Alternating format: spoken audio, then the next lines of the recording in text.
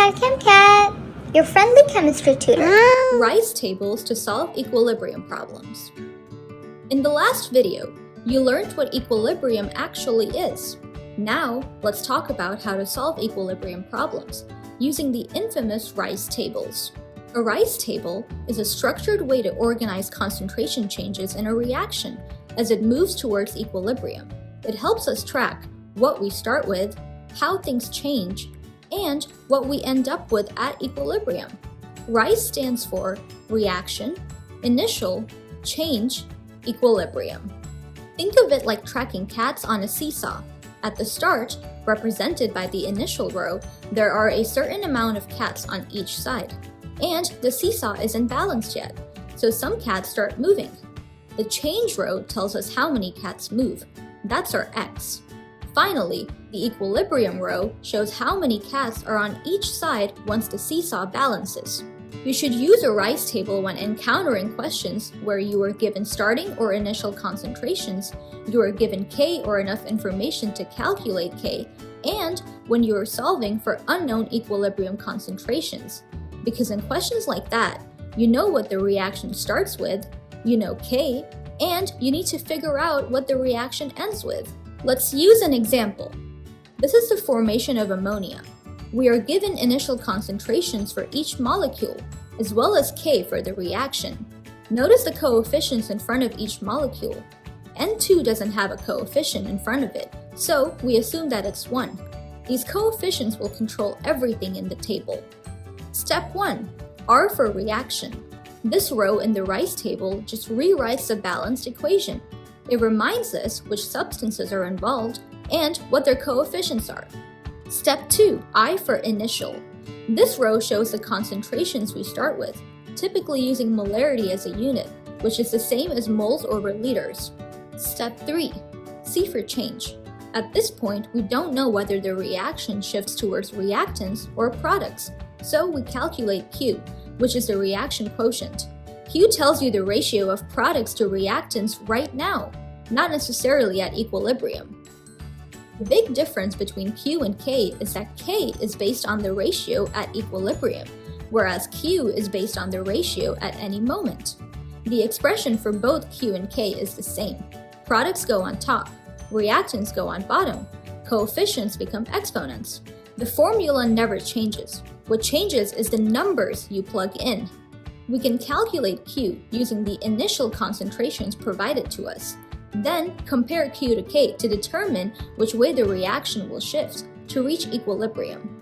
If Q is less than K, it means that there are not enough products being formed right now. So the reaction shifts right, and products increase while reactants decrease. If Q is more than K, it means that there are too many products being formed right now. So the reaction shifts left, and products decrease while reactants increase. If Q is equal to K, the reaction is at equilibrium. Let's calculate the Q for our reaction with the given initial concentrations.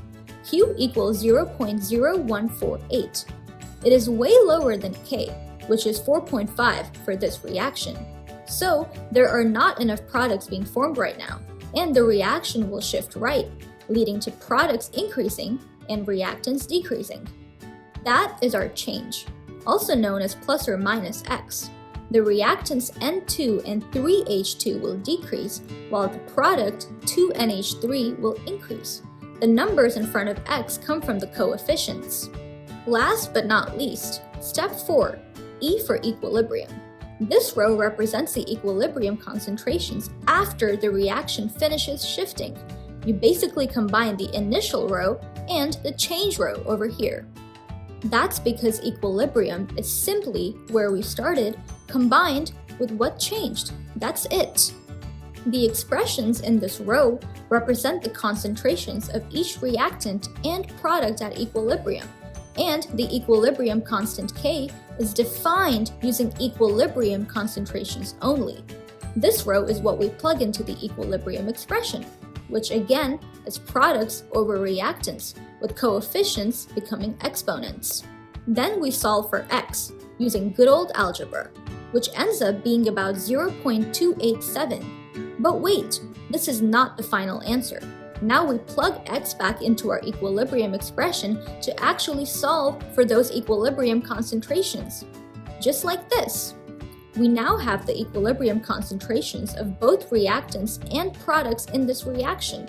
You can double check your answers by plugging these concentrations into the equilibrium expression and see if it gives you the provided K value from the question, which was 4.5 in our case. Now it's your turn. Calculate the equilibrium concentrations of each reactant and product in the following reaction using the information provided to you. Pause the video and return when you are ready. Welcome back! You want to set up the rice table to begin solving this problem. Step 1. Rewrite the reaction. All the coefficients are 1 in this case. Step 2. Fill the initial row with the starting concentrations given to you. Step 3. You don't know which direction the reaction will shift in to reach equilibrium yet, so you calculate Q with your initial concentrations. Q equals 4, which is higher than the provided K, which is 1 for this reaction, so equilibrium will shift left, and reactants will increase while products decrease. Therefore, the change for CO and H2O will be plus 1x, as their coefficients are 1, and the change for CO2 and H2 will be minus 1x, as their coefficients are also 1. Step 4. The equilibrium row combines your initial row and change row, which looks like this. Now, you plug what you have in this row into your K expression to solve for x. I have done the math here, so you can double check. Pause if you need, this is important. All of that leads to x being 0.25, which you then plug into your K expression to calculate your equilibrium concentrations of both reactants and products. They all end up being 0.75, which is kinda cute.